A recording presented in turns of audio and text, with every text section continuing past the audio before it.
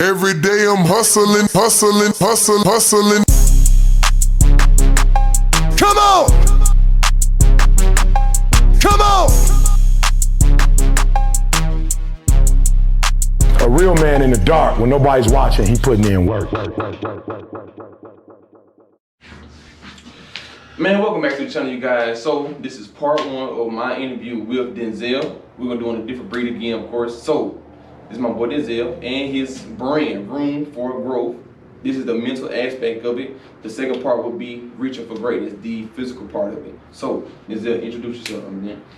My name is Denzel Cotton, here from Birmingham, Alabama, graduated at Pleasant Grove and graduated from the great prestigious Alabama A&M University. Outside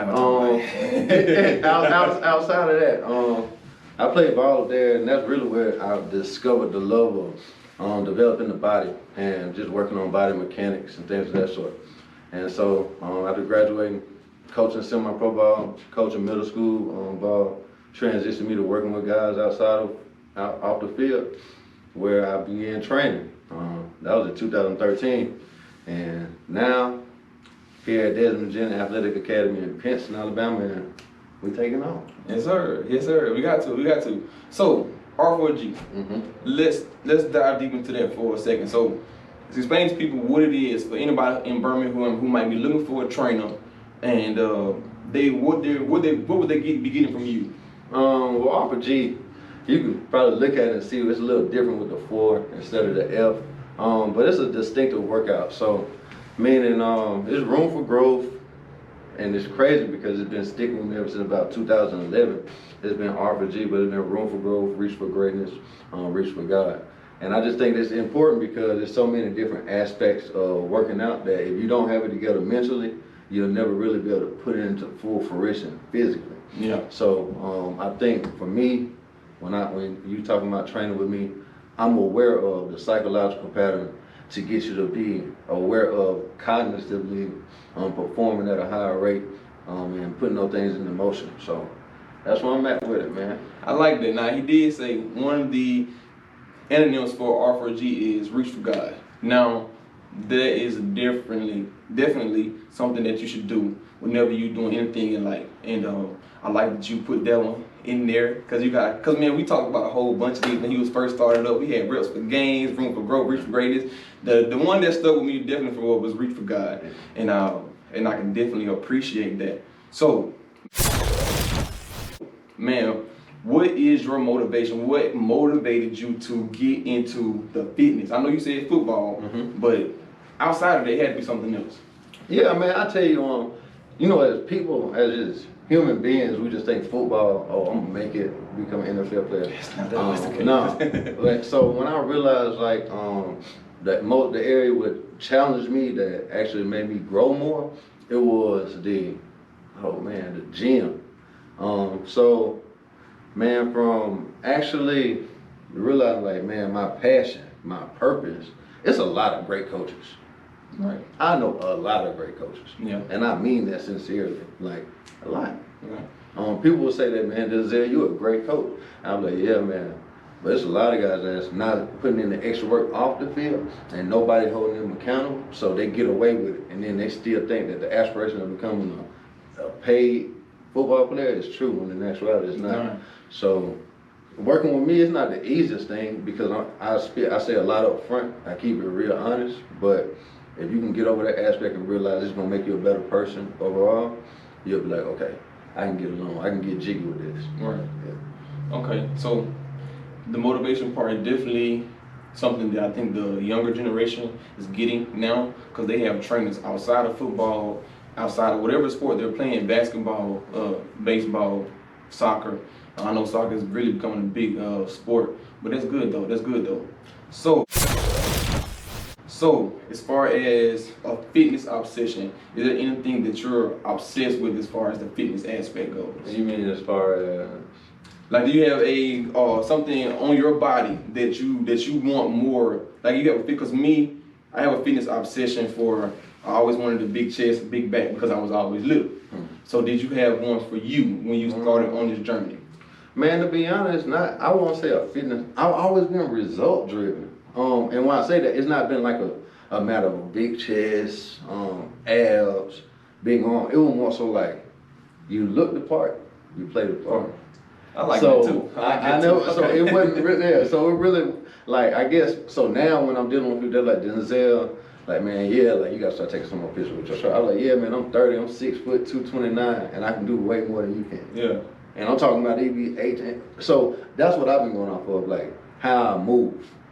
Okay. As you so get, the results. Yeah. Not just having the obsession. Yeah. Okay. But see now I think about it. See even for me, like, cause I know people who watched my channel before. I told them I want to get into bodybuilding, but now I'm going for the look and the results. So I get that part of it. Cause see me, sometimes I'll be obsessing when I don't have something. Cause I was always little, so I didn't never just. Denzel always been big.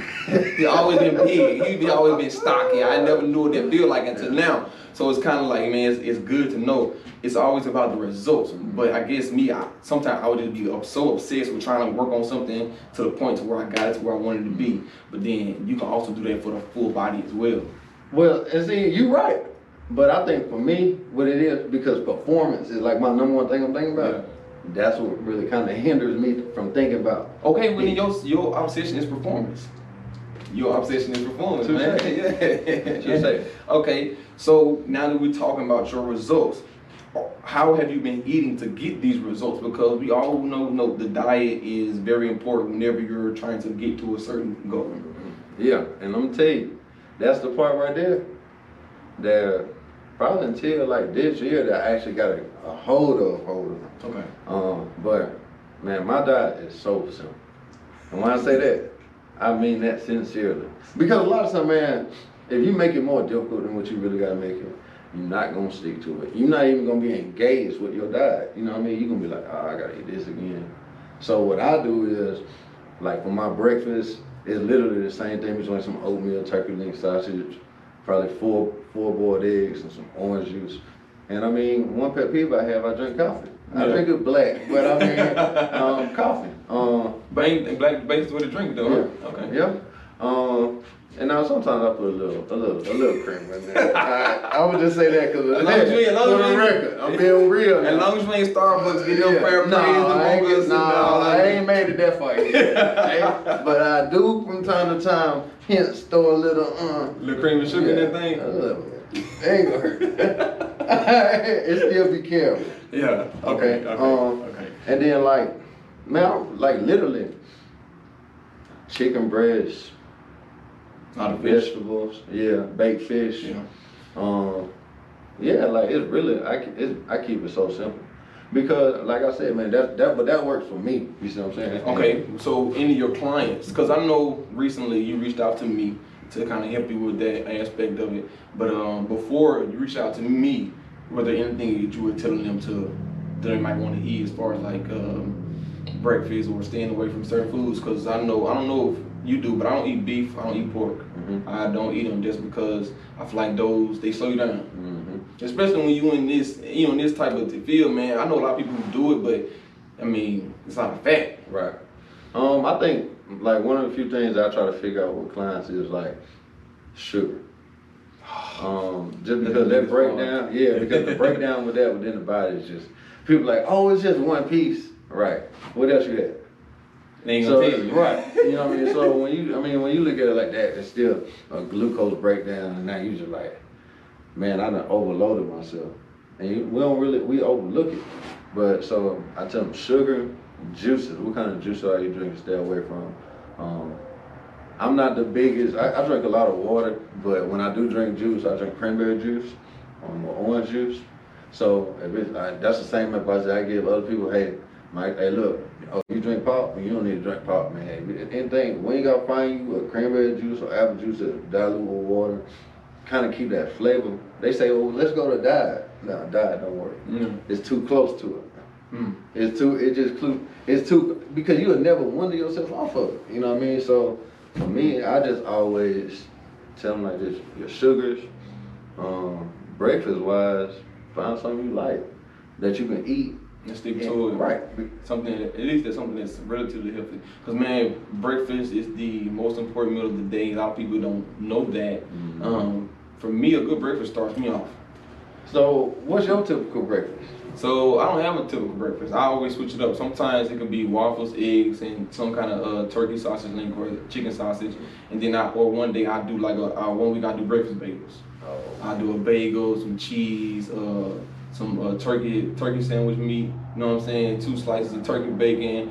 Put a little jelly on that thing. You know what I'm saying? Yeah. Okay. But then sometimes I do some trail mix and some bananas. Okay. You know, and a couple of bananas. It just depends on what I want. But sometimes I get tired of eating the same thing over and over again. But that's for me. That works for you. That works for me. But it's good to switch it up because you never know how your body gonna react. That's why I try to switch it up.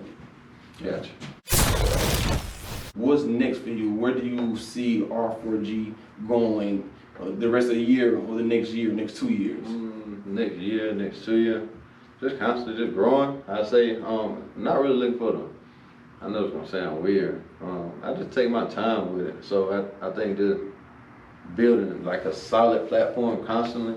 Obviously, want some kind of solidification, but I think that'll just come as long as I'm focused on doing the right job. Yeah. I think like that's one thing I hold myself accountable for is, man, do right just like you want others to do by you.